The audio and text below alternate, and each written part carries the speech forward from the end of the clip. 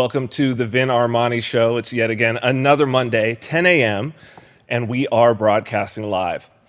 It's a beautiful day here in Las Vegas, but wherever you are, you can get our show. So right now we are streaming live on YouTube at youtube.com/VinArmani. That is my YouTube channel. We are also on the Facebook page of Activist Posts. That's facebook.com/Activist Posts. You can also follow them on Twitter at Activist Posts. You can follow me on Twitter at Vin Armani.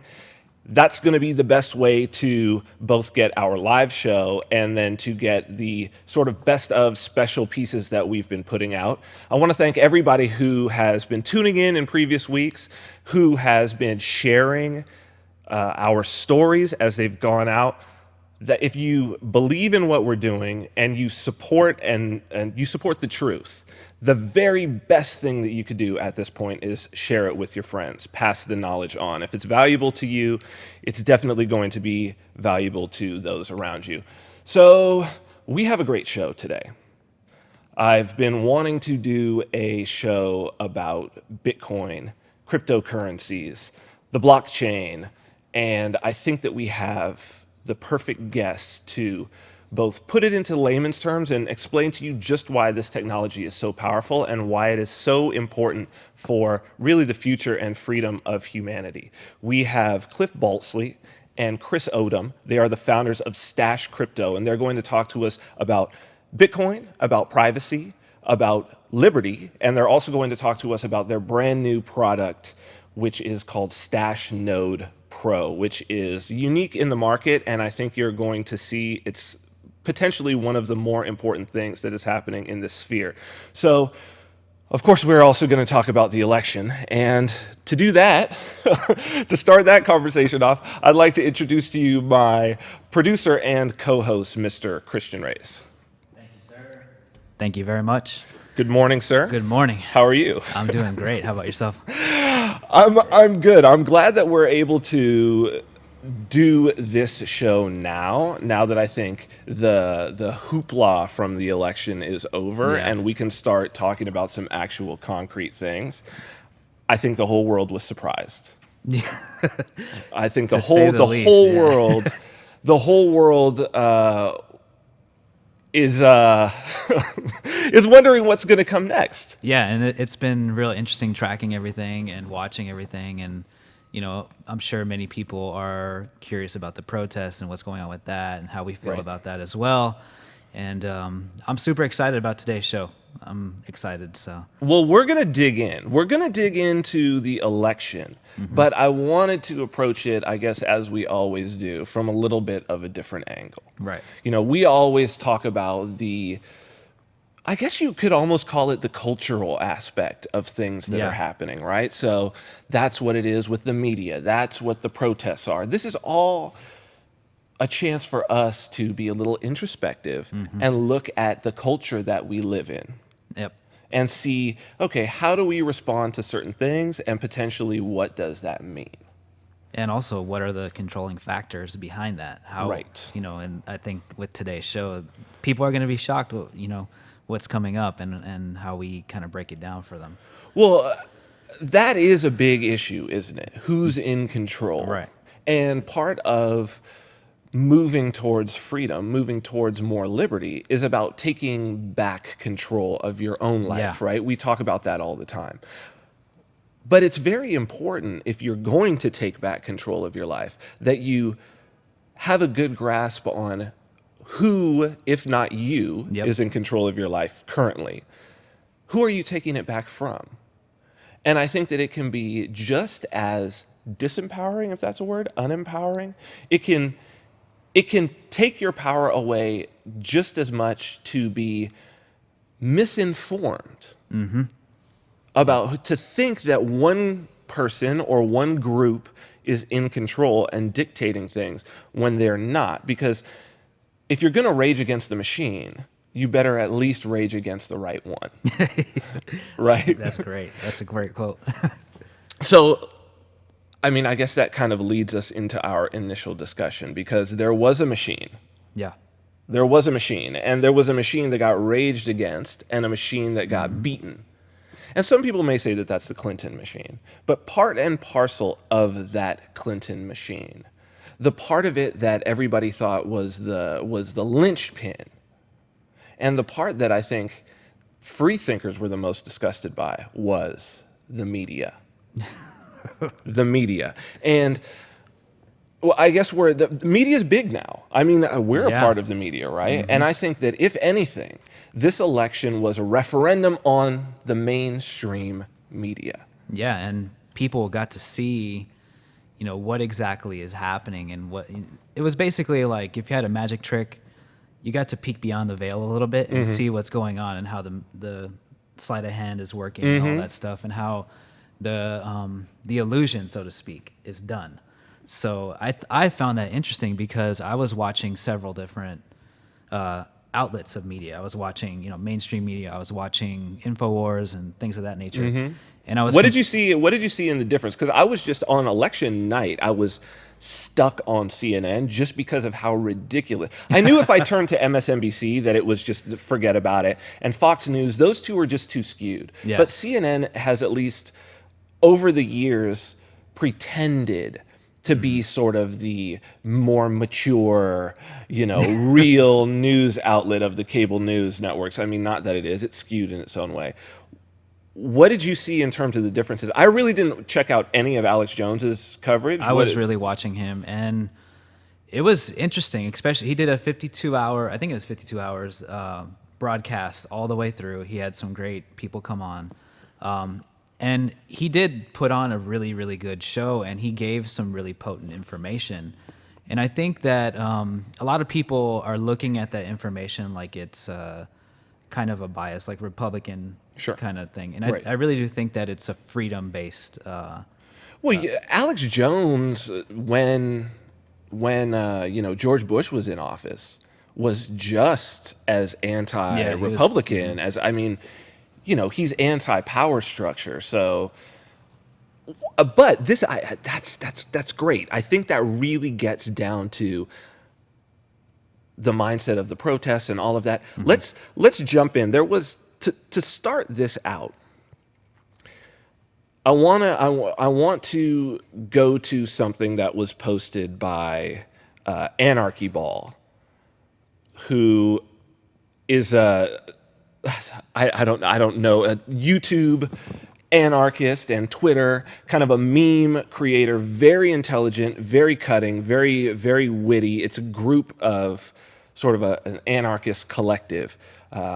If you're into liberty, if you want to know some of these ideas, memes are very powerful. But this particular one I saw, and it's about the reaction to Hillary winning. And it says, if you voted for Hillary, you are scared. Because for the last 5 months, you have been a victim of the biggest propaganda scheme in U.S. history. Mainstream media spent nearly $10 billion creating a safe space, a pro-Hillary echo chamber on TV, on Facebook, on Twitter, in your favorite newspaper. They rigged the polls with massive oversampling, completely censored trending news articles, and pro-Trump hashtags from social media, paid thousands of people to post pro-Hillary comments and pretend to be, quote, normal voters. They blatantly one-sided every source of news you trusted and relied on to be an informed citizen. So when Trump won, you were blindsided. You had absolutely no clue he had so much support as he did. The media said he was evil, racist, sexist, a sexual predator, Hitler, Satan himself. They said he had less than a 1% chance of winning. And they really did. I mean, this is the day before. Huffington Post, Clinton 98.1% chance of winning. Trump 1.6%. Think about how betrayed those people who have put their faith in the mainstream media feel. Those people who have poo-pooed alternative media, right? Who've said, oh, it's just conspiracy theories. when you look at that, go back to that Huffington Post thing. This is supposed to be a trusted news outlet, right? Think of, now I know it's a propaganda organ. A lot of people know that it's a propaganda organ of the left. Very partisan, definitely with an agenda, right? Ariana Huffington is no stranger to politics. I mean, I believe she either ran for California governor. No, she ran for Senate in California even. And she started it, right? I mean, it's named after her. So it is a totally political organ. But think of all of the articles, be it about social justice, be it about climate change, be it about, vaccination, be it about all of the things that we talk about where there is more to the story, where Huffington Post comes out and just categorically says, this is what reality is. It's really interesting because knowing that and then looking at it from a communicative standpoint and knowing what can be done with communication and how it can change the perspective very easily. And I saw a couple things on social media, and one of them was, I don't remember the page, but they just cut bits and pieces of some of the Trump when he was speaking, and they kind of collaged them all together, but it sounded like he was so racist. Like, it was crazy. And I'm like, wait a minute. Oh, they like just edited when you cut and you Mm-hmm. edit stuff. This is something that I learned being on reality TV. A little secret of the reality TV business is what they call Frankenbiting, which it sounds like exactly what they did, which is a mix of Frankenstein and soundbite. Oh. So there have been times when I'm watching my show and I see myself or someone else say something that I know they didn't say. And what they've actually done is they've gone back, sometimes 2 and 3 seasons back. Yeah. And they've actually built a sentence out of things that we had said before, and then basically put it in our mouth. And then one of the ways that they do that is they just like show the back of the person's head and show the other person in a reaction shot, and then they have their voice going. And it's how you create a narrative. But people who are not aware that this is occurring, like if you're not aware, you never see it. Right. But once you see it, you can't unsee it. Yeah. it's the rabbit hole. And now for those people who are watching now, who are fans of reality TV, I bet the next time you watch, you're going to see this happen 1 or 2 times and realize that this has been happening and that most producers in reality TV come from broadcast news. Keep that in mind, where these tactics came from. The same thing. There was another video too, and it was one that went viral. I don't know who produced it, but basically it was showing Trump, and he's talking, and it kind of the same thing. They cut the sound bites, and then the visuals behind it were like these white people pushing black people and stuff like that. Now, what does that do? It uploads into your mind, even if Trump's not saying something racist, or anybody. It doesn't have to be Trump, but anybody. Even if they're not saying something racist, it will put that idea that they are racist in your mind. It's a subconscious implanting. Yeah. Now, there is that level of subconscious. And then there is narrative control. And before we go to this clip, I want to just sort of I want to intro what you're about to see. There was a moment on election night when it became pretty clear that Trump was going to win. Yeah. And at that point, I tweeted and I said, okay, watch the narrative. It's about to change. Because it had been all about, oh, it's kind of close. Who's going to win? Oh, they kept on going to like, Hillary needs to get this. She needs to get this. They were totally in the tank for her. And then I was like, okay, now watch the narrative change. Watch the narrative change. And let's see what the narrative is going to be now that Trump looks like he's in charge. And sure enough, it was master narrative creator. Wow. The guy who it's Van Jones. If you don't know much about Van Jones, You should go and look him up. He was kind of a disgraced former member of the Obama administration, had some scandals, but he's basically a guy who's managed to somehow combine the plight of Black America and environmentalism and green jobs, which are totally not related to each other at fucking all. Like they're related to each other like green jobs is related to just anybody's social welfare or not. Right, but he's somehow managed to, and he's written books, and this is what he does. This is how he makes his dough, and he's employed by John Podesta. Yeah, right. Makes sense. So let's see this masterful, on-the-fly narrative creation by a true master propagandist, Van Jones. Totally wrong. Well, there's still a lot of people out there in the country tonight who still have that belief about Donald Trump, Van.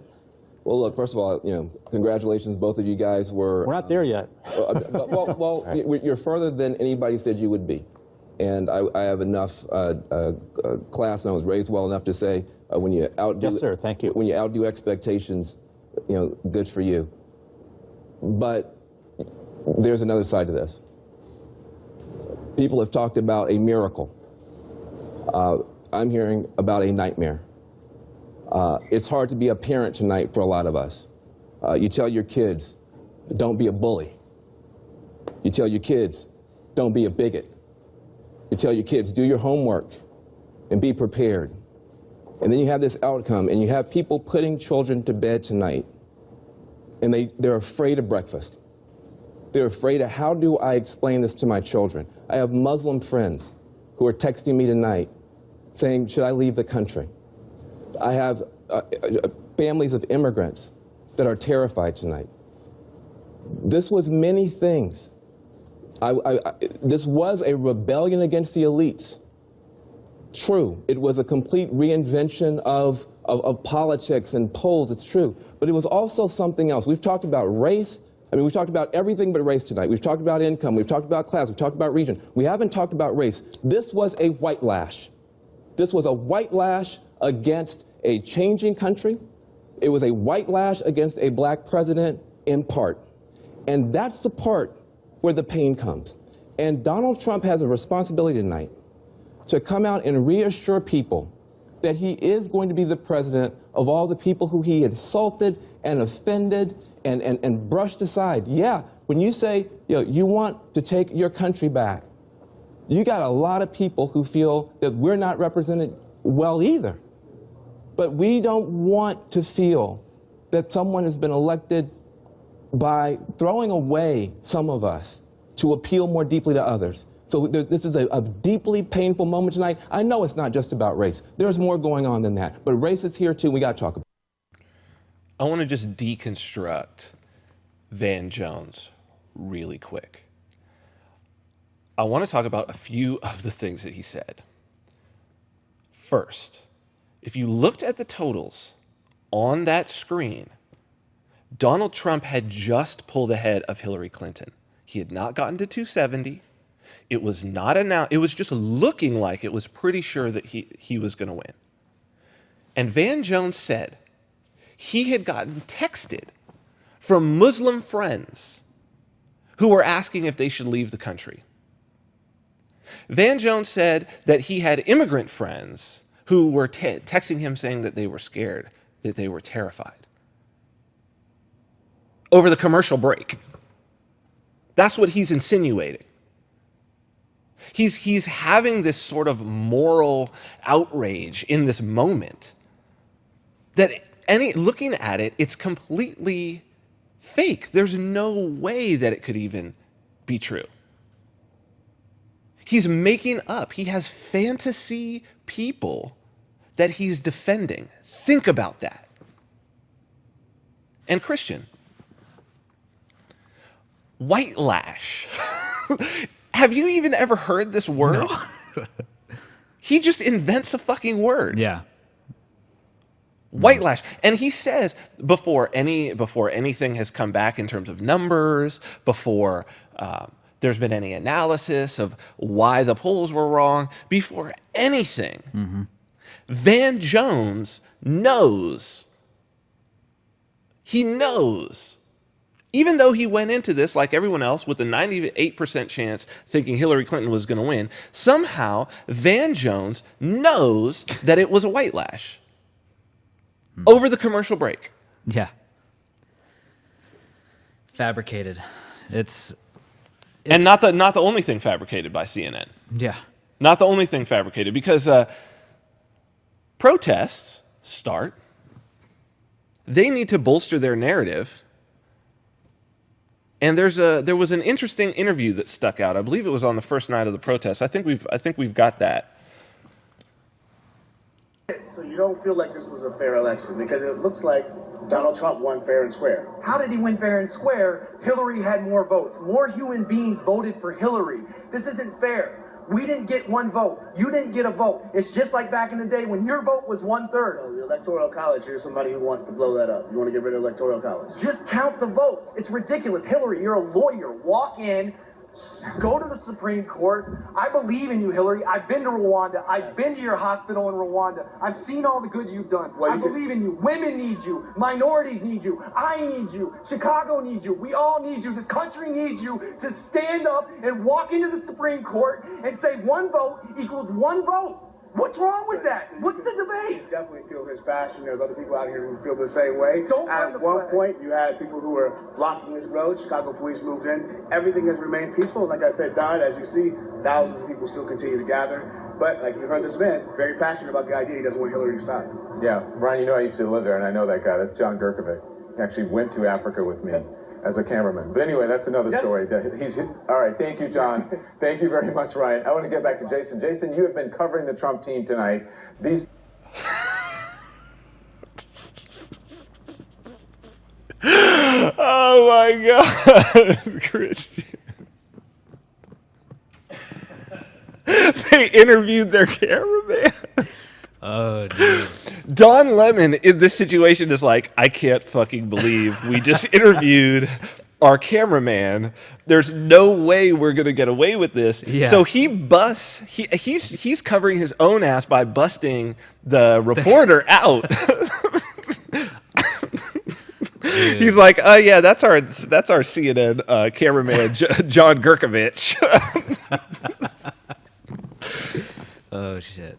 I think that's what you call desperation. Yeah, it's pretty bad, man. It's pretty bad. So, if you just pay attention to what's going on, you can actually figure that out yourself. And it's like, when are they going to stop doing this? When are they going to just say, and they're not. It's just going to continue to go, and it's become a joke now. It's become funny. You watch that and you're like, okay. Well, yeah, watching it now. But the thing is that what it has spurred. Right. Yep. Is something that I'd like to talk about next. So that's our second story, is of course these protests.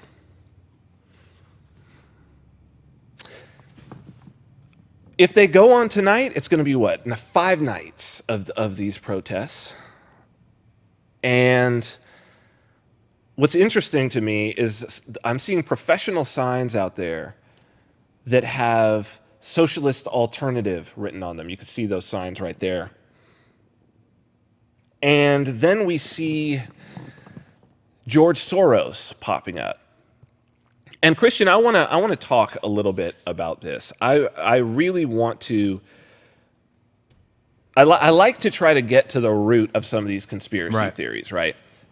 These protests, we are going to monitor them. They are an issue. They continue to grow. And on this particular, I'm going to wait a little while. You and I have talked, but I'm going to wait a little while before I sort of make my prediction and prognostication about what's going on with these protests. I've said a little bit on social media, but I don't want to say too much. I'm going to give it a chance to not turn into, I don't want to kind of jinx it. Yeah. But George Soros is around. And one of the things about these protests, and one of the things that I want to break down and try to get into with a few things, but hopefully we can do this with the Rothschilds. Soros is one, though. When I say George Soros, what is it that obviously we've talked about this a little bit, but what has been until this point, your sort of impression of who and what George Soros is?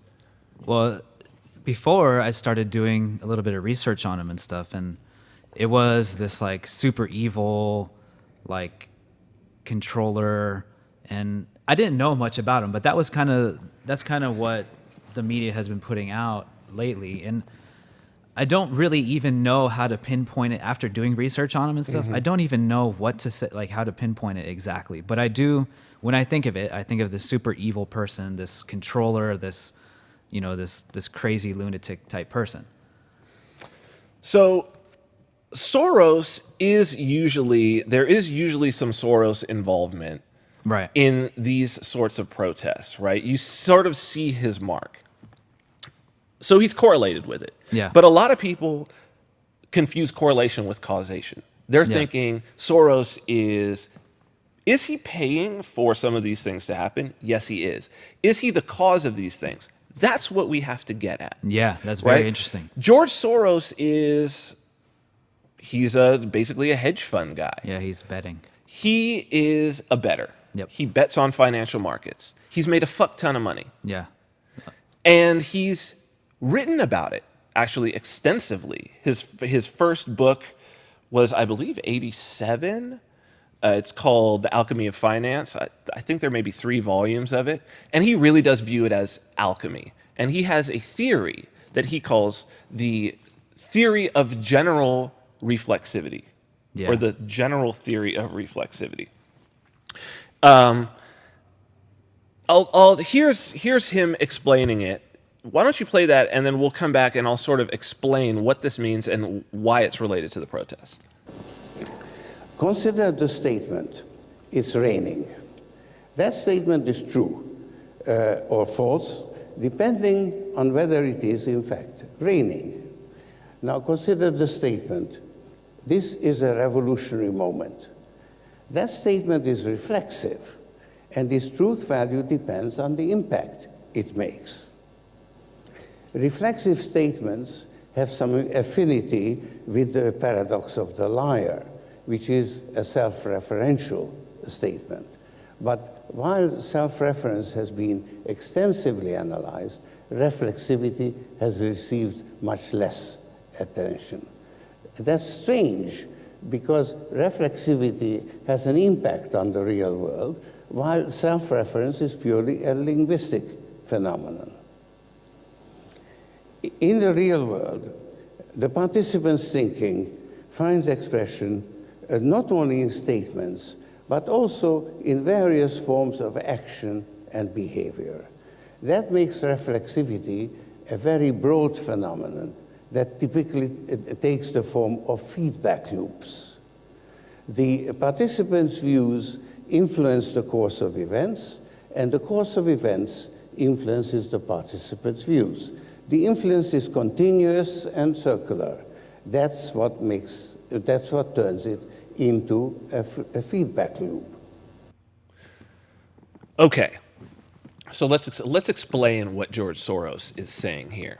The theory of general reflexivity, or the general theory of reflexivity, I'll actually post a link to that whole series where he discusses it. He's speaking in some pretty high sort of philosophical and economic language. But the basis of George Soros' success, and he's let people know this, is this theory. How it works is basically this. He has found a way to look and find concepts that will, in and of themselves, create feedback loops. Now, a feedback loop is, if you know anything about audio, it's like when something is both listening, listening and broadcasting at the same time, you get feedback. So that's like if you stick a microphone close to a speaker, it goes, wah! That's basically the sound reflecting back and forth. We all know the phenomenon of standing in between 2 mirrors, right? And how it goes, psh, psh, psh, psh. That's what he's talking about, that it's reflecting itself back and forth. And in financial markets, this is usually something like a bubble. So let's think about a housing market as an example.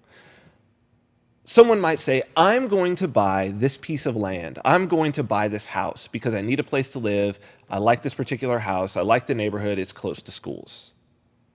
That sort of behavior and that sort of concept, there's no reflexivity. That won't create a bubble. You can't make money in financial markets off that by predicting that someone will do that.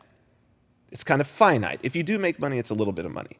If you're going to make a lot of money, you want someone to say, I'm buying this house because housing prices are going up. But the housing prices are going up because people are buying houses. But people are buying houses because the housing prices are going up, et cetera, et cetera, et cetera. It's reflecting on itself. It's a feedback loop. And that's how you know this is going to create a bubble or it's going to be a bust. I'm selling this house because the prices are falling. The prices are falling because people are selling their homes. If you can predict these things before they happen and maybe throw a little bit of money their way to sort of speed the loop up, you make a lot of money. Now, it also goes to the social. And Soros makes a lot of social bets as well. That's what you're seeing. If you see Soros, you know that it's a feedback loop. Now, what would be a social feedback loop when it came to something like protesting? Well, like last week we talked about the Dakota Access Pipeline protests. Let's think about those protests. They are reflexive. There's a feedback loop. We're protesting because the government is oppressing us. So then you go in the protest, and they went onto private property, and the police started beating them, or private security beat them. So the initial protest is the oil companies in conjunction with the government are oppressing us by building this pipeline, so therefore we're protesting. Then they protest, and they get more oppressed. Now they're protesting the oppression that came out of the protest. And now they start lighting shit on fire on the highway. And then and that's in protest of the previous beatings, and it goes on and on and on, and it's a feedback loop. So what's going on, a lot of what's happening with this particular protest that's interesting, Christian, is you see this sort of feedback loop, and it's coming out of fear. Right. Labeling someone a bigot, or saying, for instance, if you say, I'm protesting because Donald Trump was elected, and Donald Trump's supporters are bigots, right? So I'm out here, and I've got my sign, and it says, Black Lives Matter, LGBT lives matter, Muslim lives matter, immigrant lives matter, which is true. But you're kind of being a dick about it, especially, when you were like, when Donald Trump loses, he needs to be sure to just concede. But then when you lose, you go out and you protest. And then people online are like, stop protesting, you're fucking stupid, whatever. Now you're able to be like, oh, they must be bigots. Because my sign was supporting all of that. If you don't support my sign, you're a bigot. So now I'm protesting you not supporting my sign, which was a protest against you not supporting my point of view. So it's this, you don't support my point of view, therefore I protest. And now you don't support my point of view that thinks protesting is okay in this situation. And it's just boo, boo, boo, boo. Keeps going. Reflexive. Yeah. So that's a good bet for Soros to make. That's a good bet for the Open Society Foundation to make, because they're like, yeah, this thing's got legs. Mm-hmm. That's really what you're seeing. But he's open about it. That's the interesting part. He's written about it. He's given talks about it. And very open about it. And it's almost like I don't even know how to say it, but I think he's like egotistical about it. Like he wants to, like, he's like, sure. Yeah, this is my way, and this is the way, and people are like, they're kind of catching on to it now after how long? Yeah, I mean, I guess he developed this theory. I guess he was a young man. He was in his 20s or something. Yep. And he's been trying to explain to people, but you figure you get to that point and you're just like, people don't see how genius I am. Why are you not seeing my genius? Exactly. Yeah. And then you're like, well, screw you then. I'll just show you what a genius I am. I'll fuck up the world.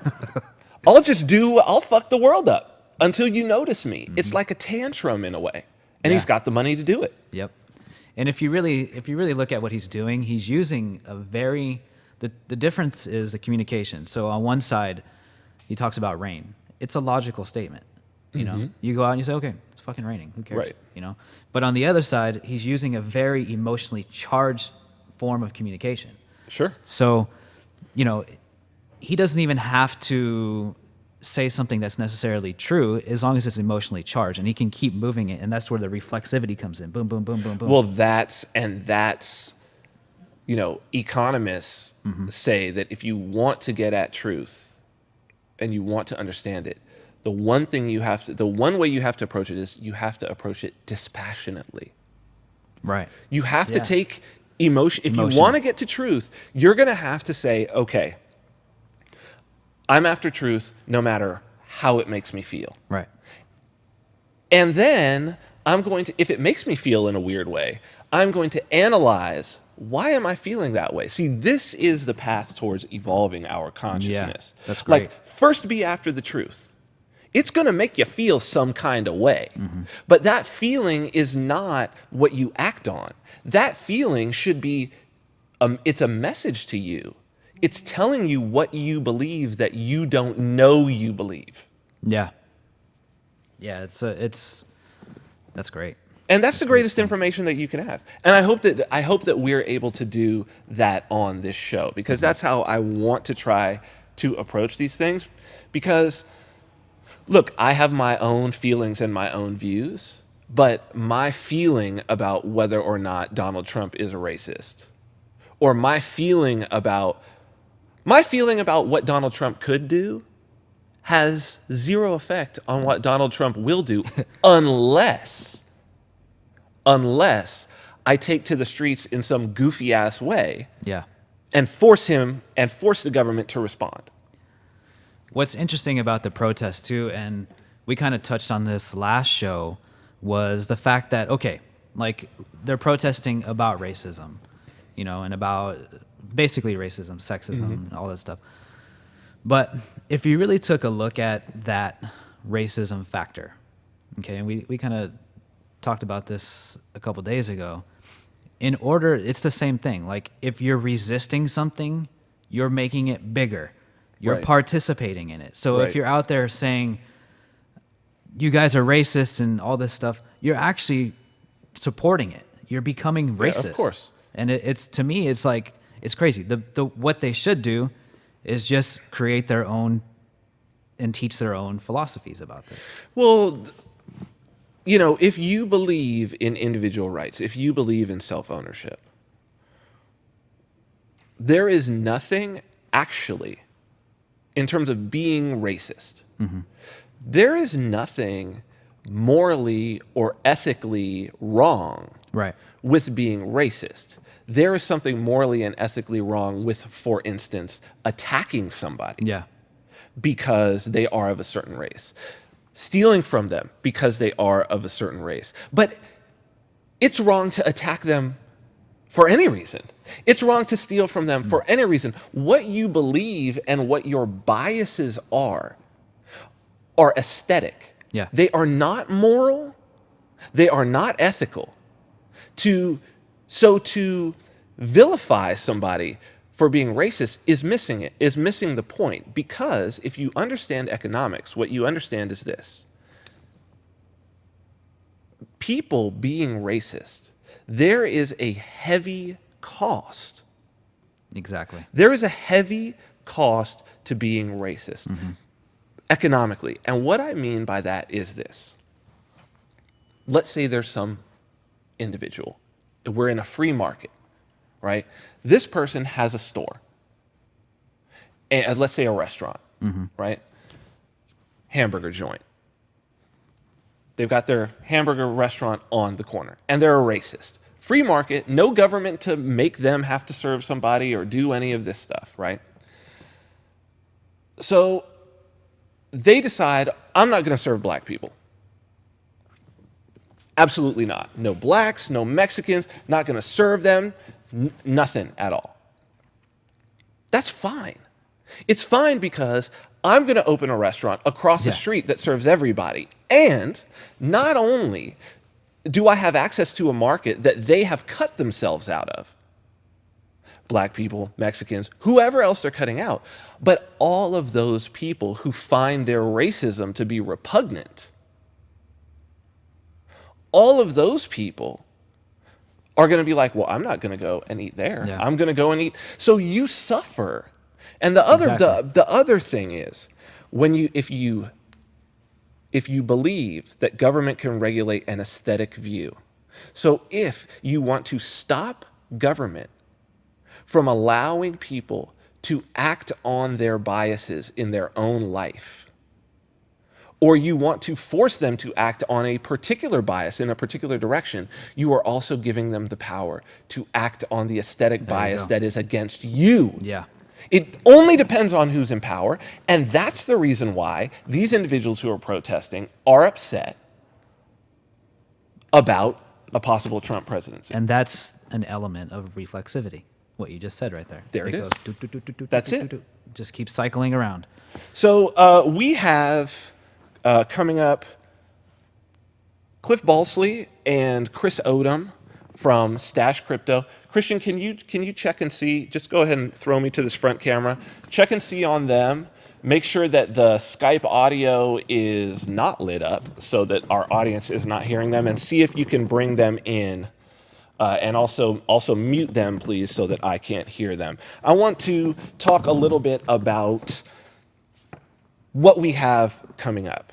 I've been wanting to do a show on Bitcoin, which I'm sure even if you are not fully involved in the whole cryptocurrency thing, that you have at least heard about. Hold on one sec, let me make sure. Okay, we don't, good, that we don't have their audio in the background. So what I want to do is just for those people who do not really have any background with Bitcoin, before we go into this, I want to lay out, because it may get there may be some little parts that are technical, some parts that are hard to understand, perhaps. We're going to try to keep it on a level of a discussion about privacy, and I think that we can keep it on a high level about liberty, about why cryptocurrency is important, why this is one of the most earth-shattering technologies that has ever existed. And it really represents the potential of some true freedom in a way that human beings have not had yet. But I want to give a little breakdown so that those who are not technically savvy on the Bitcoin can understand it.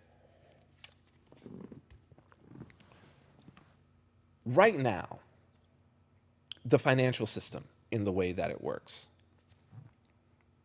globally is a banking cartel. The banks run the show. In our own country, we have the Federal Reserve, central bank, just like most countries have a central bank. And then there is fundamentally a banking cartel.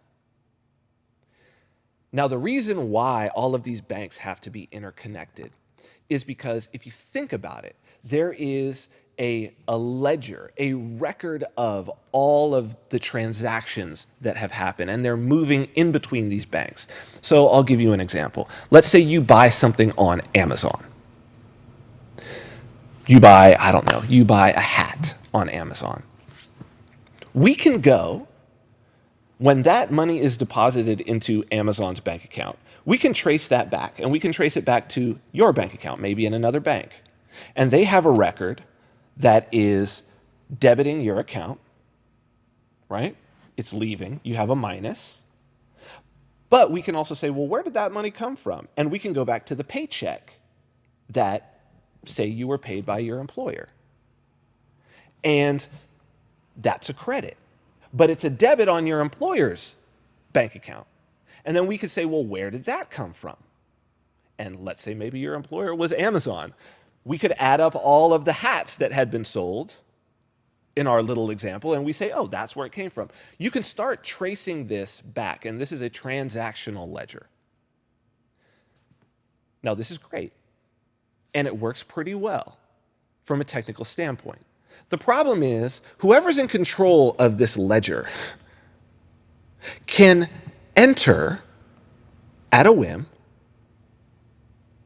information into when it's digital. They can just enter in. They can just give money at the top to one of the banks. They can just say, okay, credit $5 billion, boom, and now disperse it. It's in the system. It's a game. Now that's essentially how government borrowing works. That's how credit works. Credit cards, fractional reserve lending, home loans, all of these things is basically ones and zeros being created, money being created out of nowhere. That's when they say printing money. But all the banks do it. This is a problem because there's no governor on the money supply. And when you add more zeros, you get the value of everybody else's dollars goes down. And so you get inflation where prices are going up. And by manipulating this process through interest rates and whatnot, the Fed is supposed to control those things, the Federal Reserve. But as we can see, it's out of control. We don't know what they're doing. They can create bubbles. Those bubbles pop. There's a lack of stability. Volatility is very good for the traders. It's very good for people like George Soros. But it's not good for the average person. And if they control the ledger, they can also keep you out of the ledger. And if they're in collusion with the government, well, the government can take from you at any time. So they can go in and they can do bank levies and whatnot. But Bitcoin, fundamentally, a lot of people are in it and they're in it for the speculation. They see it as another currency. They use it in the way that they would be like, oh, yen is high today, so I'm going to trade that. But what Bitcoin represents is actually a ledger that's fundamentally, in layman's terms, owned by everybody. Governments can't own it. You can't add to it. There's a lot of math involved here, and I'm sure we'll get into some of that with our interview. But essentially what we're talking about is a money that's owned by everybody and controlled by nobody in terms of the entire system. So I really advise you to go and look more. Activist Post has actually put out a little beginner's guide to Bitcoin. I hope that that's a good beginning. We'll get into a little more, and especially about privacy, and particularly, I think that these are great guests that we have coming up, the guys from Stash Crypto, because they're one of the few companies that I've seen out there that really has the sort of privacy and freedom aspect tied deeply into their product, as opposed to just let's get rich off the Bitcoin bounce. So we're going to go to break, and then we're going to come back with Cliff Baltzley and Chris Odom, founders of Stash Crypto.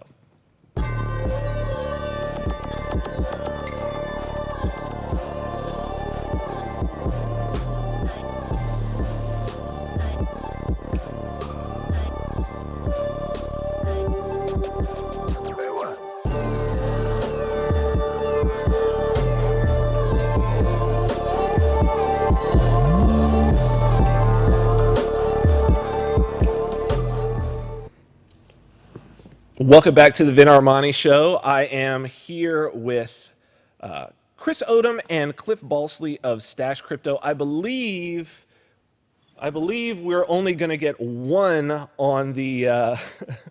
Oh, he's ran away, and I'm sure that we'll talk about that. So we can see Chris, but we can hear Cliff as well. So Cliff, are you there too? Can you guys hear me? Can they not hear me? Christian? Ooh, hold on one second. We are not hearing you guys.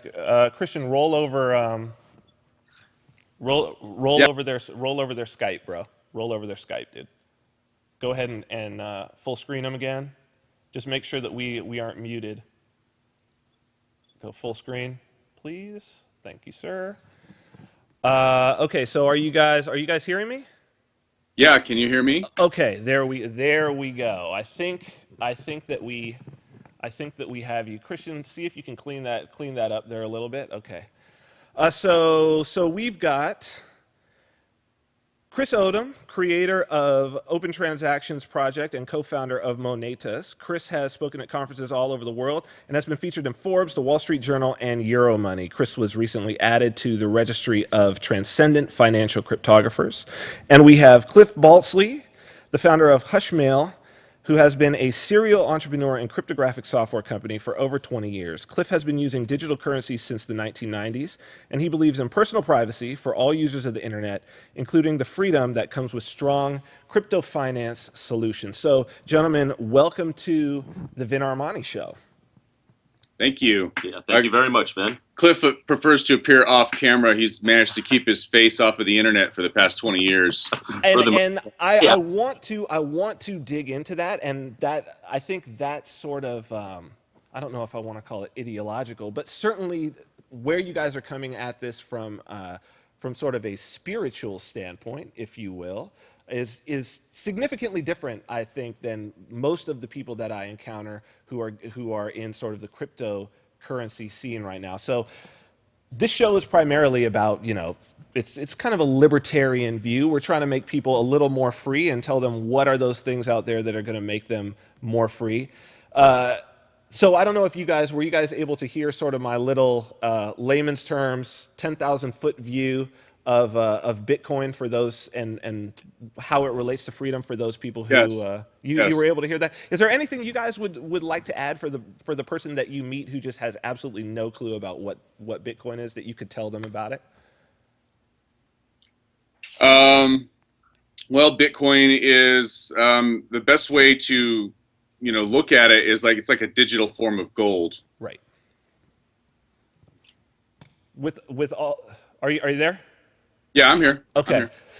So a digital form of gold in that it's got a limited supply, right? And that it's it can be universally traded. It's fungible. It can be broken down. Are those the ways that you mean it? It has all the same properties as gold, monetary properties, in the sense that, for example, what makes gold a better form of money than dirt? Or what makes gold a better form of money than wheat? And there are certain properties that make something a very effective form of money. It's scarce in supply, it's limited in production, it's fungible, it's evenly divisible. Diamonds are extremely valuable, but they're not evenly divisible and they're not fungible. One diamond is not an easy substitute for another diamond. And so because of that, gold is a better form of money than diamonds and will be selected by natural market forces as a form of money before diamonds would be. Gold is more durable than food, right? Food is extremely valuable, but gold is more durable. And therefore, gold is a better form of money than food and will tend to be selected by the free market as a form of money, and so on and so forth. And Bitcoin basically has all those same properties that gold has. And in addition, of course, it's also, can be sent anywhere on the earth instantly. And it's not controlled by any central authority, as it were. Correct. Which I think is one of the most important things. I know that a lot of people watching this are very concerned about, and people have become concerned, and a lot of people get involved in sort of the liberty movement once they find out what the deal is with the Federal Reserve and with central banking, that's a huge reason for people to get involved. Now, you guys are approaching with your company Stash and with your product Stash Node Pro. You're really coming at this. There are some values that you hold dear. Obviously, privacy is one of them. Can you talk to us about and explain to people why? Maybe Cliff, if you want to do this, explain to people why privacy, and especially privacy online. Explain to them why that's so important. Well, then there's honestly, I don't think we have enough time in a show to give all the examples. Sure. Even our most recent election, people realizing that seeing what people can hide behind in via emails or the situation of if you don't have privacy or the ability for the population to have privacy, you're not going to have liberty. That's really, when you've got a world where the people who are generally in control have access to everyone's private information, yet the individuals of the world don't, you're not going to have liberty for very long, and it will get worse and worse over time. When I created Hushmail back in 1998, I knew exactly this kind of a situation where, your average person online could not just use a simple email encryption system. And now we're trying to get to the world of doing this for people's finances and their own money. You have to have autonomy and control over your own money, and you have to have the ability to have privacy, or liberty won't exist for very long. That's at least, my impression of it. So, and it's why I really wanted to have you guys on. I'm a software developer myself, and I've been developing with Bitcoin and on the blockchain myself, and running my own node. And we'll get into what a node is. I'm sure in this discussion. One of the things that I think when most people get involved in Bitcoin, and maybe after this somebody wants to go and experiment, one of the things that rubbed me the wrong way, and I guess this is the basis of what you guys are doing, and you guys can talk about it, is I felt like I always had to go through some third-party company, even though I knew that the whole entire promise of Bitcoin was that I was going to have direct sort of contact with the network. Isn't that interesting? Yeah, and yet I don't see that happening. Can you talk to us about sort of what the current state is, and without getting too incredibly technical, explain to people how Bitcoin is different and what is now lacking that you guys are trying to provide here? What's the problem that you guys are solving? Well, Bitcoin definitely solves the problem of allowing people to transact directly with one another without having to use a third-party service.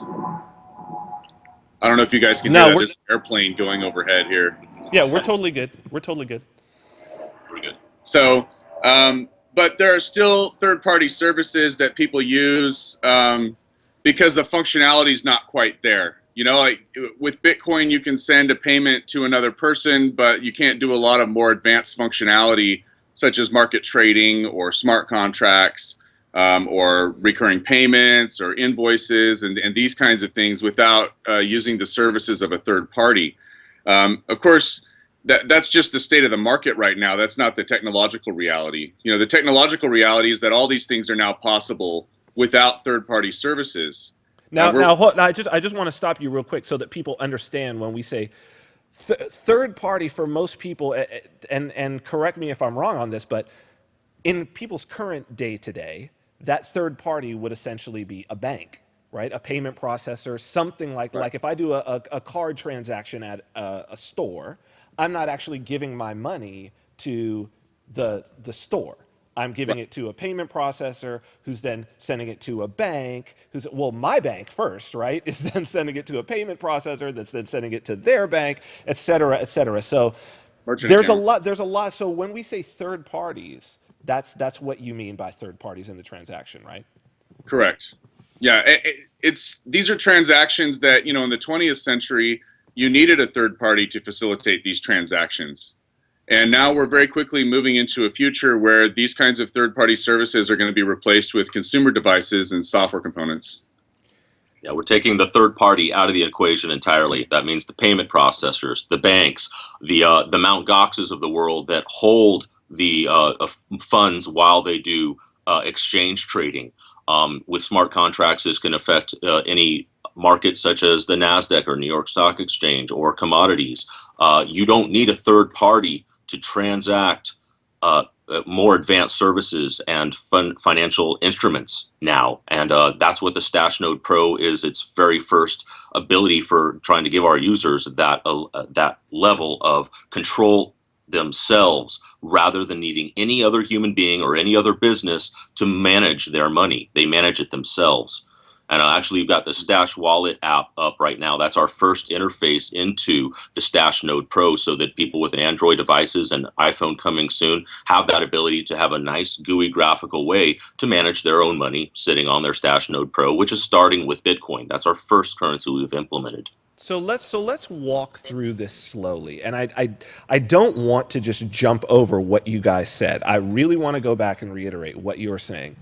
What you are saying is that this is a technology that, although it's I mean, this is like a first version for you guys, but what you guys have created is a realistic way to basically eliminate banks from the average consumer's life of the average consumer to retail, wholesale, whatever, in terms of their financial transactions, to basically take banks out of the equation in terms of people's financial lives.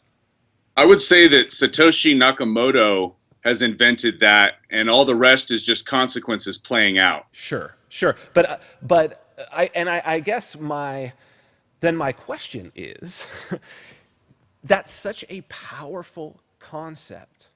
Why is it that the solutions that have come up, for the most part, the companies that are coming into this, like if I go and I look at the hashtag blockchain or the hashtag Bitcoin on Twitter or on Facebook or whatever, I'm seeing company after company after company after company. If the promise is elimination of the third party, why is every company that I see fundamentally a third party? Because it's very hard to do the crypto and do it right and put it in a product where people can use. It takes this is the first time this is coming together. Chris started an open transactions code-based system, and this is almost going on 7 years ago of how long it's taken this code to get to this level. I'll give you also an example. When I did Hushmail in 1998, I was wondering why it was 20-some years since public key encryption was developed that no human being had an easy-to-use interface for full-strength encryption for their email. These things take a lot of work and a lot of specialty, advanced time and programming to make happen. And this is the first time it's happening with the financial transaction system. I mean, furthermore, we have to consider how historic this is. You know, when you think about the invention of the printing press or the invention of the internet, which is basically the level of invention that Bitcoin represents.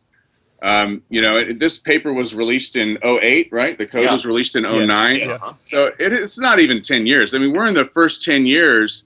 This is like someone just invented the internal combustion engine. You know, what was it like 10 years after the printing press? Right. It's going to take a little bit of time. But I'll tell you what, the reason that you see a lot of companies going in the wrong direction right now is because they don't know any better. This is brand new. Everyone's still kind of going along the way that they've always known to do. Investors are funding companies that make sense to them in the current environment, and there are opportunities for them to make money even as regulated entities right now. Although they're going to get systematically disintermediated and disrupted until the industry doesn't exist anymore. Let's talk about the regulation aspect, because that's something that I find to be one of the most interesting aspects, and for myself in terms of sort of the new libertarian movement, whether it's the voluntarism or agorism, this coming libertarian movement that's embracing these technologies for freedom. One of the pitfalls that I'm seeing is I'm seeing people embracing Bitcoin and then simultaneously having this desire that it be taken on and sort of regulated by the government or governments.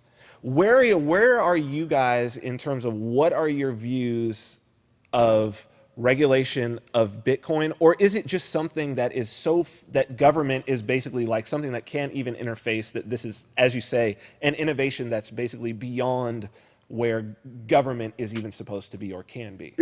People just don't know any better. I'll tell you, here's a good way of looking at it. I used to live in Europe, and they have a really good public transportation system in Europe. And, if I wanted to go somewhere in town, I could just walk down out on the sidewalk outside my apartment and step on a bus. A bus will come along every 1 or 2 minutes. I go 2 or 3 stops up the street, step off. Maybe if I want to go to the next town, I get off at the train station. I wait 20 or 30 minutes. I get on a train to Paris and be in Paris in 2 hours. From Switzerland. Yeah. Right? Now imagine that one day a new technology is invented. And the new technology basically allows anyone to just snap their fingers and be instantly anywhere they want on the surface of the earth. Right. Now, my question for you is, 10 or 20 years later, what do you think everyone's going to be using? Right. Right. I mean, it's already over and they just don't know it yet. Right. Okay. That's perfect. And I'm glad that I've got you guys on to talk about this, because it is a different point of view, but I think that it is clearly, when you understand what's going on, this is clearly the point of view. I mean, I understand the speculators wanting to make some money right now. And sure, and of course the technology itself, I mean, who's to say that Bitcoin will be the end-all be-all, which I'm sure that it won't. I mean, the blockchain technology is going to evolve, and Bitcoin has some aspects of it that certainly need improvement, and people are trying those things. But let's talk about your particular product and how it enables that exactly what you described, that sort of snap your fingers and you're somewhere else in the world, and it's yours. So Stash Node Pro, this is a personal node. Can you sort of explain, 10,000 foot view, what is a node in terms of the network that is the overall blockchain? Well, one thing I should start off and say, Vin, is we named this product the Stash Node Pro because we think it worked. And also, no one had it trademarked. It kind of, we have a Bitcoin full node on it. It is kind of a node of a network system that we're creating and generating and working with community to make basically a mesh network in the long term overall. So it is a node in that respect. But the whole idea of this is a product that people can now start to, with the beginning systems, the inklings of this, is you can start to manage and control your own money autonomously. We're starting with Bitcoin, and we can get into what is a Bitcoin node and what these things mean. But our system is currency agnostic, which means we're going to, over time, allow people to do everything from gold digital coins to dollar coins or other kinds of classical fiat currency coins, to all kinds of different cryptocurrencies that currently exist in the world. And it will let market forces decide, which currency is the best currency to use. But we're starting with Bitcoin because it's the natural first start. Understand that from a user perspective, the user perspective is not so much that he wants to use a node. The user perspective is the Stash wallet. Okay. The wallet software is the user's interface. And then there's other components that are sort of add-ons to that, the node being one example of those. Let's start from the user standpoint, and maybe we can work back. Christian, I think we have the wallet graphic. Maybe if you guys want to talk us through what we're seeing here. So this is the interface to your product. So this is not, it's not the phone, it's the little box that we've been showing, but this is the interface to it. It's through an app then?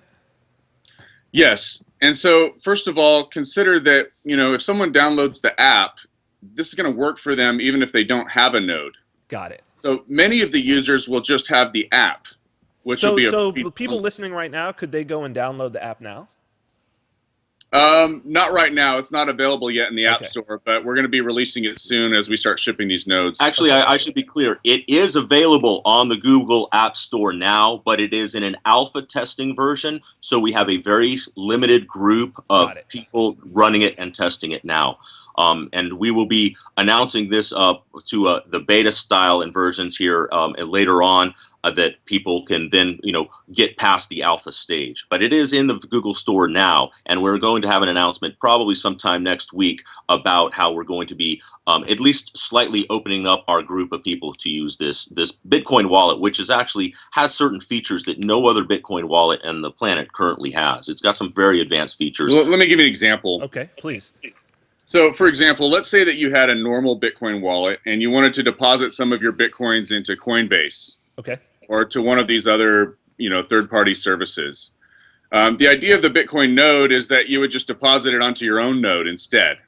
Instead of trusting someone else to hold your money, you would just deposit there and use it there for yourself and hold it yourself. And it allows you to just get extra additional functionality that you would otherwise normally use a third-party service for. Now, the product includes a full node, a Bitcoin full node. And what this means is that it includes a complete copy of the Bitcoin blockchain inside of it. Okay. There are a lot of Bitcoin wallets out there where they do not have a complete copy of their own complete copy of the Bitcoin blockchain. Instead, they query other people's copies. They'll query an API from somewhere else, which you sacrifice a lot of privacy there and so on. The whole point here is that people should be able to have complete financial autonomy, complete control over their own money. And complete control, and yet, because I mean, look, I've got, to a certain degree, if I have cash, right, in my safe, to a certain degree, I have complete control over my money. But I'm certainly not able to instantly send it to someone, anywhere in the world. Right. You can't take $1 million in cash and send it to a friend of yours or a business in China for 30 cents like you can with Bitcoin. Right. Yeah. And it's also pretty dangerous for me to be storing $1 million in cash anywhere around me, right? Like that's anybody who knows that I've got $1 million in cash, that's a problem. So let's talk about it. Would also be pretty dangerous and stupid to store that much wealth in dollars at all. Good point. Good point. So let's talk about how this thing works. It's a little unit. I think we have a larger picture of it. Christian, do we have a picture of the node itself? So can you talk to us a little bit about this unit? So this is the unit that we purchase, and then we can start in on being our own bank, as it were. Yeah, well, there's two major components to it. The first is, of course, the fact that it has its own Bitcoin full node. So, if I'm running this box, I have my own Bitcoin full node. I don't have to use anyone else's. And then secondly, it's fully integrated with Open Transactions. Open Transactions is a system I wrote in 2010 and been working on ever since, that basically is a financial crypto system that implements a series of financial instruments. Instruments like accounts, currency issuance, checks, vouchers, recurring payments, invoices. It does bid-ask market trading, scripted smart contracts, and so on. So just a lot of additional functionality that augments the blockchain that normally people might use third-party services for. Such as banks, yeah. The point of the system is you'll find inside of this software that we're shipping on this little consumer device that we're selling has effectively the same functions that a bank has. It can open an account. You can deposit Bitcoins into your account. You can write checks from your account and your ownership to other people with their stash wallet who can then cash that check to... I should make a point about this. Yeah. Yes, a lot of people don't understand the importance of different financial instruments. So there's a lot of systems out there that, digital systems that just have this transfer functionality. If I get your account number, then I can send a transfer to you. Right. And that's not always the best financial instrument for the situation. The reason we have different financial instruments is because the situations demand them. I'll give you a really good example. Just the other day, I got a letter in the mail, and I opened it up, and it was a check for $17 from AT&T. It was a settlement for a lawsuit. Right. Right. So they had some class action lawsuit. They had to send a $17 check to 100,000 people or whatever it was.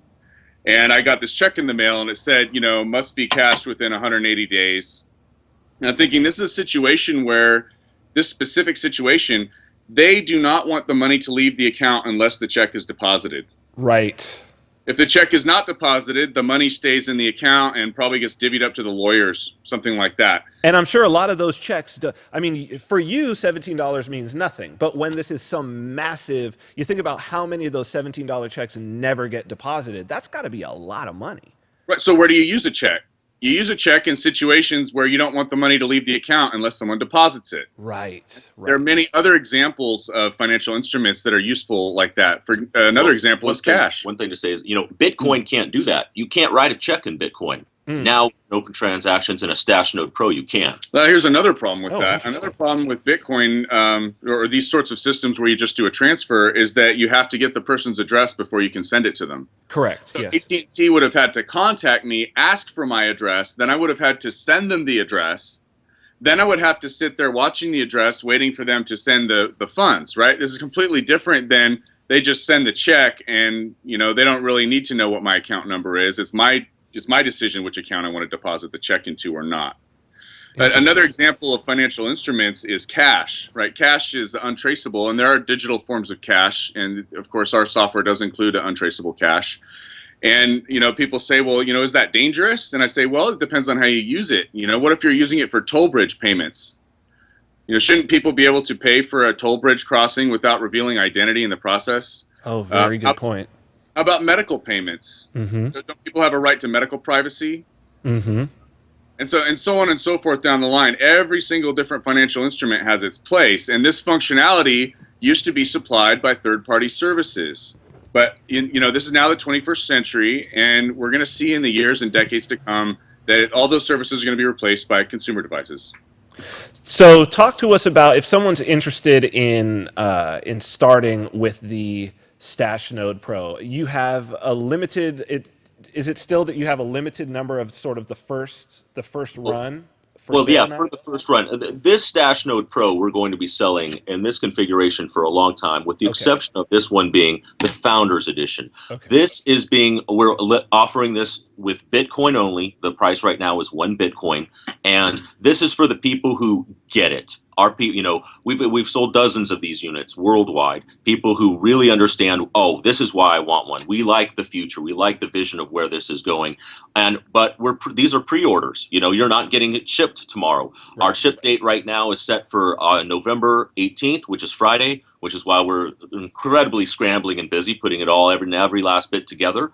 And I think we're going to make that date for getting those Stash Node Pros out to our users and our customers. But that's what Founders Edition is. Once we are selling the Standard Edition, we will be selling it with, for US dollars, or you can buy it with a credit card. We'll be able to ship out, with a overnight or 2-day shipping, or slow shipping if you prefer. And we're going to be selling these for years. This is a long-term vision. Our Stash Node product line, including the Stash Node Pro, the Stash Node Enterprise, and one other Stash Node that we'll be having in the future in 2017. This is just to kind of give you a little background there. So is there, I obviously know the value of this thing. You guys have been looking at it, working with it. Is there any particular, I would use the word application, but I guess more person.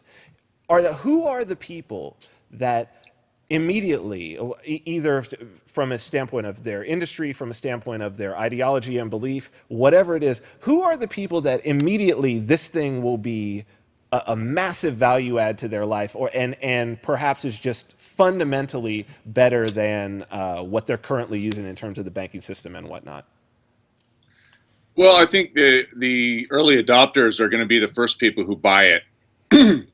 And it's kind of hard to predict where people are going to end up, where first people are going to end up choosing not to use third-party services when they don't have to anymore. Maybe it'll just be a simple cost decision that'll slowly percolate its way out through the economy. One other possibility. One other thing I want to say here is that, I'm a big believer that what's happening here in money is a result of natural market forces. Natural market forces are driving this. And so, eventually it's going to envelop the entire world economy, every aspect of money in the entire world economy. So it's kind of hard to pick where things go first. Often you see, new technologies in unsavory niches. Sure. I couldn't say if that's how this is going to go. But the technology, like software, is going to eat the whole world. It's going to slowly work its way through every part of the economy until that's the only thing that people use for any kind of financial transactions. And it's also going to open up a lot of new sorts of financial transactions that were not feasible prior to this. For example, a lot of microtransactions, these sorts of things. When you go through a bank, there are sort of minimum costs. And anything below that cost, we just don't have those services in the economy yet. But soon they'll be built into APIs and everything else. Interesting. Cliff, did you have something else you want to say? If you want to know the big first one will probably be cloud APIs. Interesting. Okay, why don't you explain to people what you mean by cloud APIs? Well, there are different APIs that you can call. You can make function calls and then get some data back. And right now, the internet is about data. I'll give you an example. Let's say that I made an API call to Google Maps. Mm-hmm. Perhaps I had like an API, I have like a Google Maps client on my phone, and it makes an API call to Google Maps and retrieves a map and displays it on the screen. Okay. That makes sense, right? And it happens for free. But what if I made 5,000 requests in a minute? Likely Google would cut me off after the first X number of requests, and they would probably give me a message that says something like, please contact us with a credit card. Right. Right? Well, what if I make the API call to retrieve the map and I just paid for it directly as part of the call? What if I just attach a little piece of digital cash to the call, pay for it, and they return the map? And so, right now there's a lot of APIs that are free, but then if, you can either use them for free in some limited respect, or you can set up an account with them. They have to have a merchant account. You have to have a credit card and so on. There's no other way to pay for these API services. But with digital cash, then that's all going to change. You'll be able to pay for each call at the exact same time that you make the call, and you won't have to arrange any other third-party connection in order to do it. And so there's a lot of new functionality that is going to be coming out in the internet and thus the rest of the economy that simply wasn't feasible before. I'm hearing you almost describing a future where potentially people don't perhaps pay a monthly fee for their internet connection, but instead are maybe somehow attaching money onto every single web page that they pull or whatever, and so it's kind of like pay for what you eat, as it were. Yeah, eventually, if you want to go long term, it'll probably impact robotics as well. Drone deliveries and these sorts of things. Wow, I had never even thought about that, but that just opened my mind up to some whole new possibilities. So, if people want to see more, buy this product, follow you guys, follow up on your announcements, where should they go and what should they do? Stashnode.com. Got it. And all the information is there, information about the product. They can buy it there. Yep. Also, you guys are Stash Crypto, at Stash Crypto on Twitter, right? So Yes, when you guys make your announcements, I'm assuming you'll be making them there. Mm-hmm. We're trying to be much more active with our Twitter account now that our product's coming out. So we have, and our company here, our U.S. subsidiary is stashcrypto.com, where you can get more company information and long-term. And we're still generating videos and information on the product and everything else. We've tried wanting to let's get Stash Node Pro out there. And then at the same time, we only have a dozen people working with us. Most of us are here in Austin, Texas. And we're scrambling pretty hard to get, 2 major products out, including Stash Node Pro and Stash Wallet, so we can get this in the hands of people and really start a community of people being able to get the full functional abilities over time of what this technology, the promise of it over time will bring to humanity. We really want to get this kicked off, and it starts with getting a product in people's hands. Well, I want to say I'm completely intrigued. I was not, especially on this open transaction side, and I think now I'm sold on it, and I'm gonna go get myself one of these boxes. But guys, I really want to thank you for coming on. I think that this is just a completely different from what I'm seeing out there. It's really sort of future reaching, and I love where you guys are coming from in terms of sort of freedom, free markets, and all of the things that I believe are going to really be the future for humanity. Thank you guys for coming on, and I hope that you guys will come back on when there's updates, and maybe when the next version comes out, that you guys will share with us what's going on there. Absolutely. Yeah. Thank you very much. Sounds great, and thank you very much for being on the show. Absolutely. Appreciate it. Thank you guys, and we will talk to you again soon. Bye-bye. Bye-bye. Christian, why don't you turn them off? Go ahead and just hang up on them. So, Christian. Yeah. I know that you and I have talked briefly about Bitcoin. Yeah. But we haven't gone into depth, and I know that you're not quite involved in it yet. Yeah. You're still learning. Mm-hmm. How did you feel about that? Do you feel like you got a better handle on it now? Yeah, it definitely opened my mind. So basically what they're saying is you're kind of your own bank. That is actually I believe that is the tagline for the Stash Node Pro. Be your own bank. I believe that is the tagline. And that's pretty cool. That's And pretty it's cool, not so. be your own bank like just words. It's be your own bank as in be able to do every single thing that your bank is currently doing. Yeah. Yeah, that's a whole nother level. And you were kind of breaking down Bitcoin because I was definitely a little, it intrigued me, but I was definitely a little confused about it. And you were breaking it down to layman's terms.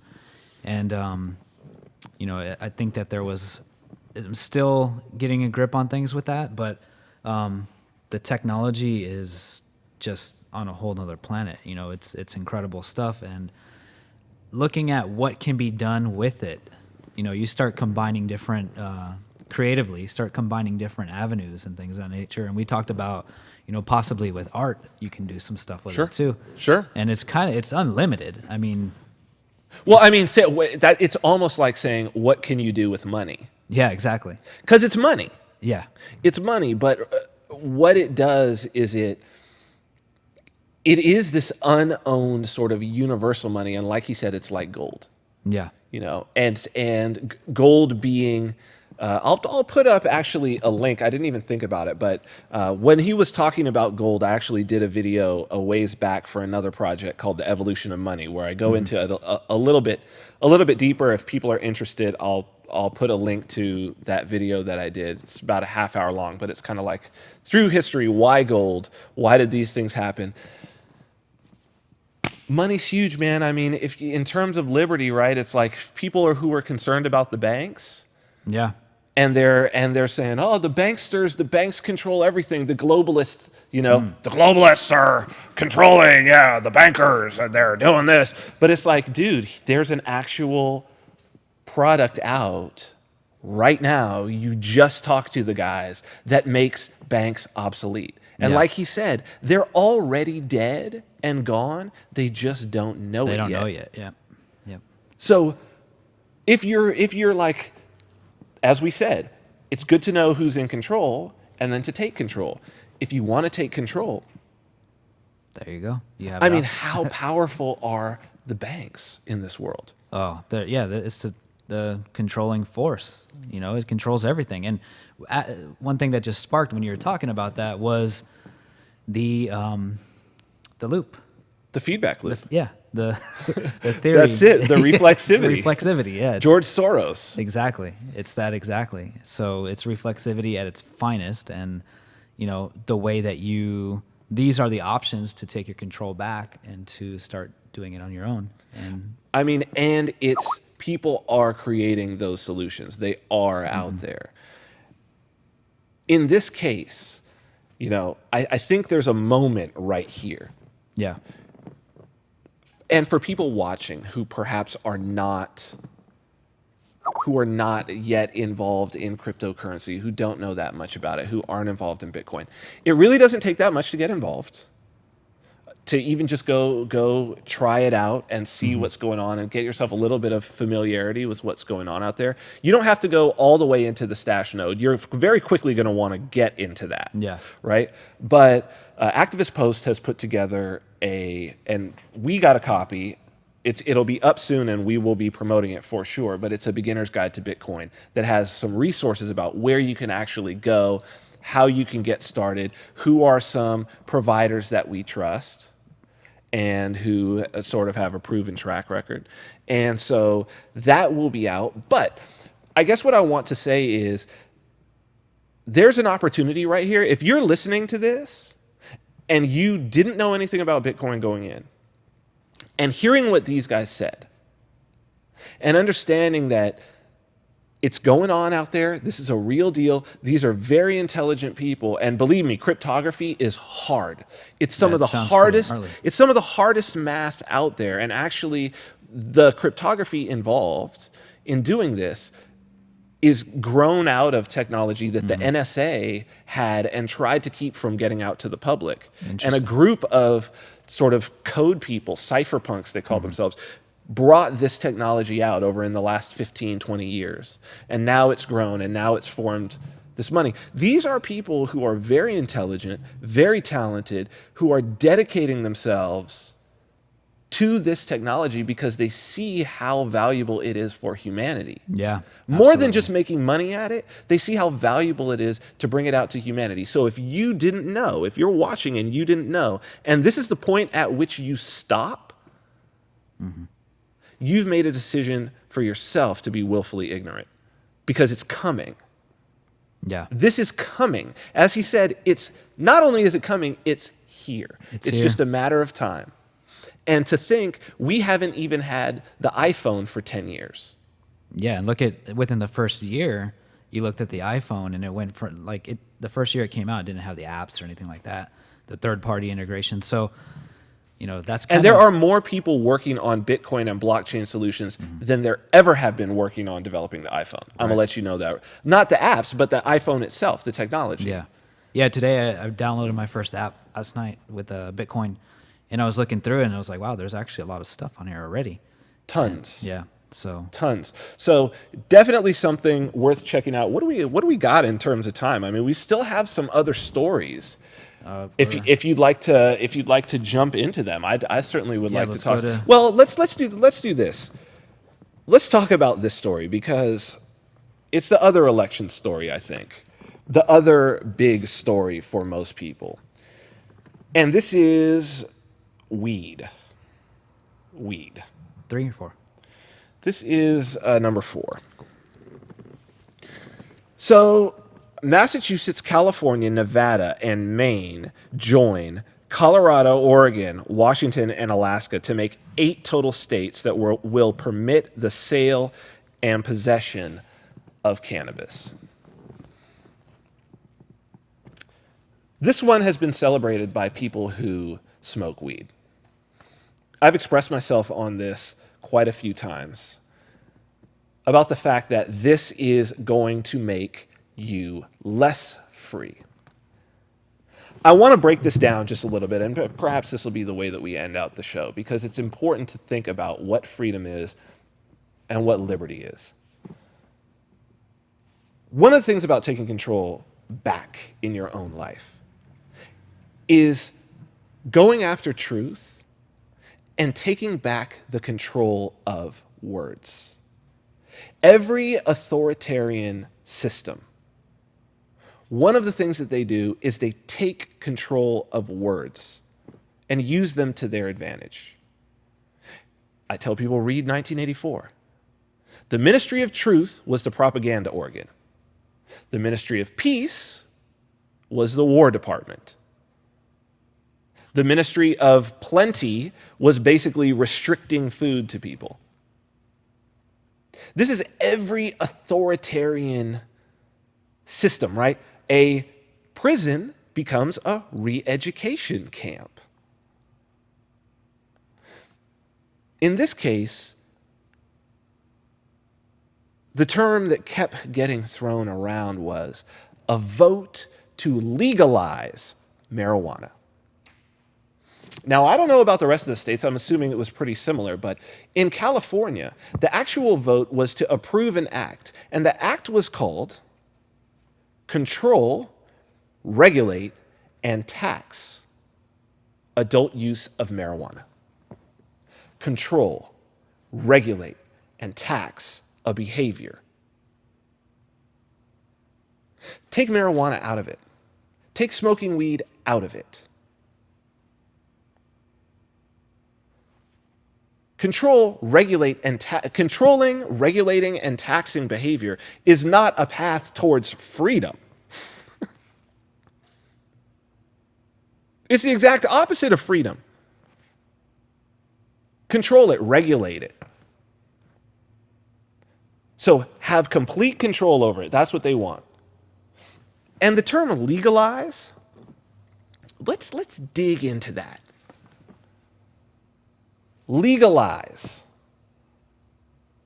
It was already legalized. It was already in law. You know, we say legal and illegal. What we're really talking about, and especially it was legalization versus prohibition. Let's talk about that. So what you're telling me is that the legalization of weed, now it's no longer prohibited? Really? In California, and I think almost all the other states, you're 18, you're a legal adult. Can you smoke weed privately at home? Legally? No. 21 and over only. Can you smoke it in public? No. Smoking in public is prohibited. Prohibition. You may be able to grow a plant. Most people don't know this in California. Actually, what the law did was it gave local governments the ability to, one, actually prohibit stores from existing. So an individual city can decide no one can sell weed in stores here. And you can't sell it not in the store. They can also prohibit outdoor growing.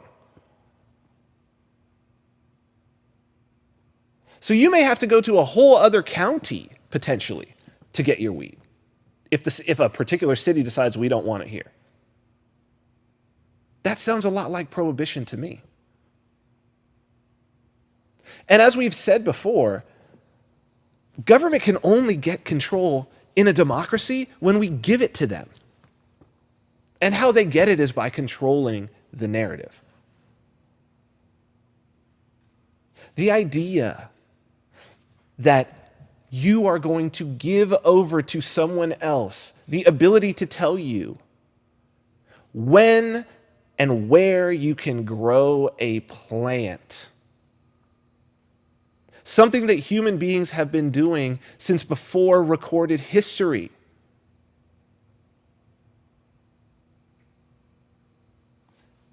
And that's one plant. Don't forget, we need plants because we need to eat them. If you will give over the right for the collective betterment of society, that you're going to let some group of people say what plants can and cannot be grown, you're sowing the seeds, no pun intended, of your own starvation. Because there are already municipalities where it is prohibited to grow a garden in your front yard. Who's to say they can't make it prohibited to grow a garden in your backyard?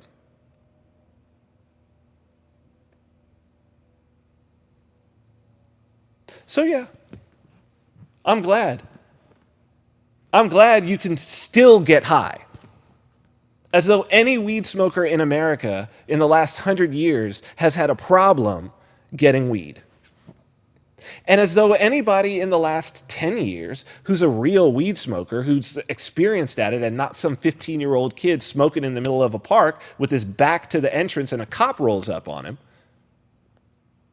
any adult who are the people who are able to buy weed now, if you really got caught and thrown in jail as just a weed smoker, just a user, something's wrong with you, man. I mean, almost everybody that I know smokes. Nobody's ever worried about if they're going to jail. But now, California, there's a real worry now that you're going to go to jail because before they hadn't put in a smoking and driving ordinance, a driving under the influence. And all the tools, all the swabbing and the things that they'll need, this sets aside funds for the highway patrol to develop that. So actually now, there is a real chance of you going to jail. Spending the evening in the drunk tank because you've been smoking weed and you decided you're going to get in your car and drive. Something that you've been doing for the last 3 decades, right?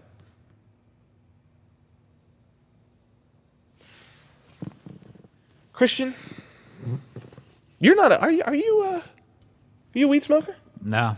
No. No. I can't really smoke anymore. It makes me paranoid. It's way too strong now. Yeah, I know. Right? But I've smoked since I was 16, 17 years old, you know? Yeah.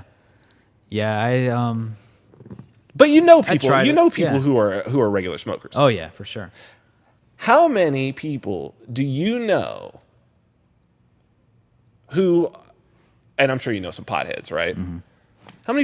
How many of them, I'm not saying people who maybe might be selling it on the side or whatever, how many who are just users who just use it recreationally, have you ever heard say that they have any real fear of going to jail for smoking weed? Yeah, it's almost unheard of, and I know some guys that seriously do it all day long. and it was very common, and some girls too. And they, absolutely. They did it all day long, and they never had a fear of that. And it's crazy to think that like by legalizing it is just giving more control. That concept is just crazy. If you really think about that, you kind of broke it down with that speech, but it's it's kind of a mind bender. It goes back to what we have been discussing. When you ask the state to solve your problem, you give power to the state. And you have to understand what the state is. The state is the definition of the state. This is Max Weber, like 1910, I believe. This is what all political theorists use when they say, what is the state? It is the organization that has a monopoly on the use of violence in a certain geographic area. Whoa. So you're like, here's a group that has a monopoly on the use of violence, and you're like, hey, can you take more control of my life? Can you make another reason? Can you make something else that I do punishable through your violence? Yeah, exactly. Who does that? Yeah, that's crazy shit. Well, I'll tell you who does it. We do it. We do it all the time as a society. One thing I noticed too when you were talking, I think it was about the legalized thing, you were mentioning about the communication and why it's important. And to kind of break it down, I think really what you should be understood is the communication is a gateway into and out of the mind. It's literally thoughts coming into our perspective, So with that, you were talking about it, it triggered when I was thinking about it, and I was like, okay, this thought of freedom and people thinking that they are more free because the law has passed. It's interesting. If you get to the root of that and you really evaluate the communication, you're going to find basically what we just discovered right now and what we talked about right now. Well, every law, this one way to think about it. Every law is either written as you must or you must not. So for instance, you must have a valid driver's license while driving. Yeah. And you must not drive faster than 65 miles an hour. But I can say that exact same concept by saying you must not drive without a valid driver's license, and you must keep your speed below 65 miles an hour. They are the same thing. To say something is allowed by government and to say that government has a prohibition are the same thing. Wow. It's just how you frame the sentence. Exactly. It's just how you frame the sentence. So it's to say you are allowed to smoke weed if you are over the age of 21. You are prohibited from smoking weed if you are under the age of 21. They are the same thing. It's all prohibition because it's all control. Yeah. It's all asking permission from this parent who is really just a group of people who are no smarter than you, no better than you morally or ethically, and in fact are probably a lot worse. I mean, I don't know how many people would be watching this who work at the DMV, but go to the DMV. Oh, look at Hillary Clinton. There you go. Look at Hillary. Right? Yeah. Or even for the people who hate Trump, look at Trump. Right? You're handing over control. Yeah. You're asking government to solve your problems. But there are solutions. There are solutions. You can be your own bank. And most of all, you can make up your own mind. Yeah, that's the most important thing. We're going to help with that because freedom is a mindset. So, Christian, thank you for today. And that's the end of our show. I want to really thank Chris Odom and Cliff Baltzley from Stash Crypto, for coming on, enlightening us. I will be glad when we have them back. I really think that the approach that they are taking is an important one, and I want to support them. So you should go out and support them too. Next week, we have the folks from Aquaponics Source. I had told you that Bitcoins and aquaponics are two of my favorite technologies for freedom. If you like today and found it enlightening, you're going to love tomorrow. Even if you're not a big person for the gardening, aquaponics is pretty amazing. And what it means for you taking back control of your life is even more so. So please go and check out our content partner, Activist Post, activistpost.com, at Activist Post on Twitter, facebook.com/Activist Post, where we stream live every Monday, 10 a.m. Pacific time. Also on my YouTube page, Vin Armani, youtube.com/Vin Armani, where you can view the archive of this show. Please share it with your friends. We'll see you again next week. And thank you for tuning in.